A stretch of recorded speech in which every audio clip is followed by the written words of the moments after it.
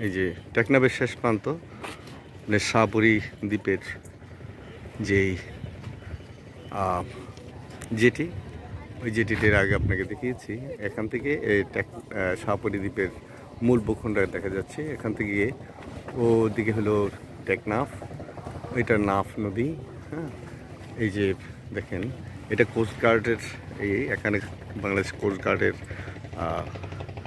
আমাদের কর্মীরা এখানে কাজ করেন। সমুদ্রপথ নিরাপদ রাখার জন্য তাদের একটা দায়িত্ব আছে। আর এই যে দেখেন এগুলো হলো ট্রলার, তারা মাছ ধরে। এই যে প্রচুর মাছ ধরার ট্রলার আছে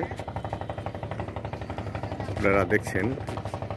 ওই যে বঙ্গোপসাগর, ওদিকে মিয়ানমার, ওদিকে মিয়ানমার, ওই যে মিয়ানমারের রাখাইন অঞ্চল। এই নাফ নদী চলে গেছে একদম আপনার টেকনাফ উত্তর দিয়ে, উত্তরের দিকে চলে গেছে। ওই যে ওখানে আপনার এই ট্রলারগুলো আছে, নদীতে মাছ ধরে।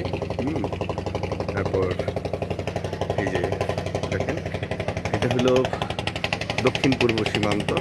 আমি এখন একটু আপনাদের মানে পশ্চিম সীমান্তটার দিকে যাচ্ছি, আপনারা দেখতে পাবেন। এই যে বাংলাদেশ কোস্টগার্ড, এই যে বাংলাদেশ কোস্টগার্ড চেকপোস্ট এই শেষ, অর্থাৎ নদীপথে এসে মিশছে স্থলপথ। এখানে ওই যে সমুদ্র সুন্দর, এই যে এখান থেকে মানুষ আবার পারাপার হয়, যাচ্ছে বিভিন্ন জায়গায়। ওই যে যাচ্ছে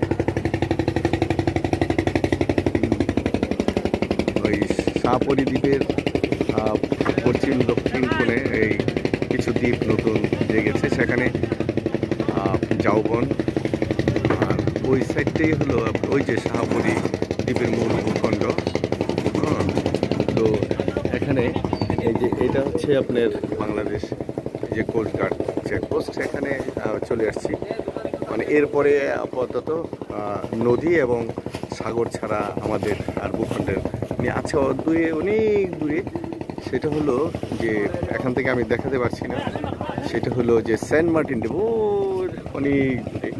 আপনারা যদি খেয়াল করেন হয়তো দেখা যাবে যে অনেক দূরে, দেখা যাবে না ওই সেন্ট মার্টিন দ্বীপ, এখান থেকে দেখা যায় সেন্ট মার্টিন দ্বীপ। ওই এখান থেকেই মানে বড় বড় জাহাজ করে আমরা সেন্ট মার্টিনে যাই। অনেকে সেখানে রাত্রে যাপন করে, আবার অনেকে দিনে গিয়ে দিনই চলে আসে। সেটা আমাদের মানে স্থল সীমানার মানে সর্বশেষ সেন্ট মার্টিন দ্বীপ। তো এখন এখানে সেভাবে আর ওই সেন্ট মার্টিন যাওয়ার পথটা আপাতত সরকার বন্ধ করেছে নিরাপত্তার কারণে। কারণ মিয়ানমারে রাখাইন যে বিদ্রোহী আছে, তারা ওই অঞ্চলটা দখল করে আছে। মাঝে মাঝে আমাদের এই নাফ নদীতে এসে আমাদের কিছু জেলেদেরকে ধরে নিয়ে যায় তারা। সেই জন্য আমাদের কোস্টগার্ডের এরা অনেক সতর্ক আছে। তো ধন্যবাদ বন্ধুরা, ভালো থাকবেন।